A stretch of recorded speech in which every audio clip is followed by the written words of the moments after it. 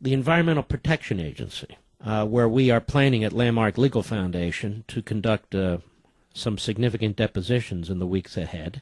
The EPA, through the U.S. Attorney's Office in Washington, D.C., tried to get out of those depositions and is resisting those depositions, but we're not going to permit it, and we're going to be filing our schedule, whether they go along or not, with a federal judge who's been involved in this case. Now, Lisa Jackson, the former head of the EPA, who now works for Apple out there in Cupertino, California, we are going to depose her too, even though she's out there and hopes to escape it. But she's not going to escape it. And we've been at this now for a year and a half while they're spitting out their regulations. We've wanted to know about these phony emailed names, but even more than that, we were seeking information about regulations that they're planning on releasing, and they just kept stonewalling, and finally we persuaded the federal judge to help us because, frankly, discovery in Freedom of Information Act cases is relatively rare. Now, we've had it before. The EPA was held in contempt about a decade ago in a case we were involved in. But yet again, obstructing and denying and concealing, this is how they operate. This is how they operate. You wonder how and why I get behind this microphone every day and why I'm pounding away at the federal government and the administrative states? Because I deal with it every day. I see what contempt they have for you and the American people, how they try and cover up what they're doing. It's so magnificent and so important for the American people, they don't want you to know about it until it's too late. And it's not just the EPA, it's every damn one of these departments. We've duked it out with the Internal Revenue Service years ago. And it's not just them. The FDA, the FEC, the FCC, the Ag Department, Energy Department, Treasury Department, Justice Department, this department, that department, all the departments. And modern conservatism, we're told. Edmund Burke would approve, we have to defend these institutions. The framers, Burke, the rest, they weren't talking about defending the institutions of statism and authoritarian government and the bureaucracy. They were talking about the institutions of humanity in the civil society, for crying out loud.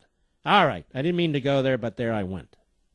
So I have this piece from today's Daily Caller. The EPA overrides Congress, hands over a town to Indian tribes. I said, what the hell is that? Have you heard the story of the residents of Riverton, Wyoming, writes Michael Batash. One day they were Wyomingans. I assume that's the word.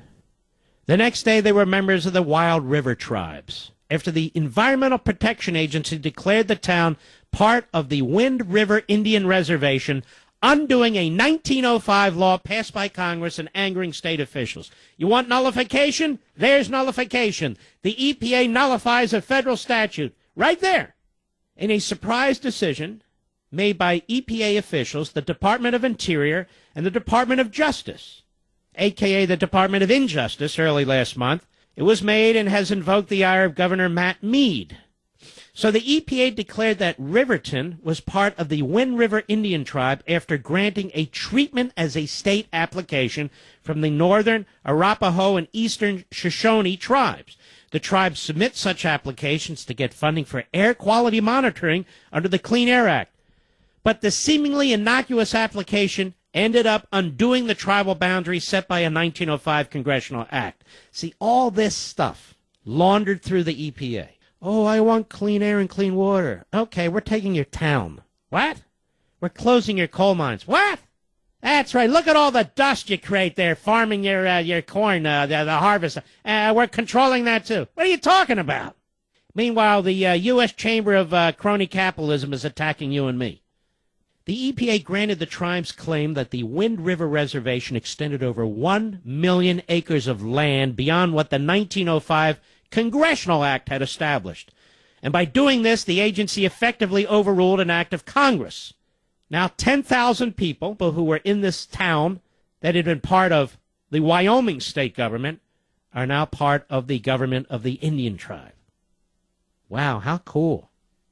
I'm starting to think the most powerful position in America is the administrator of the EPA. Aren't you? Yes, it's incredible.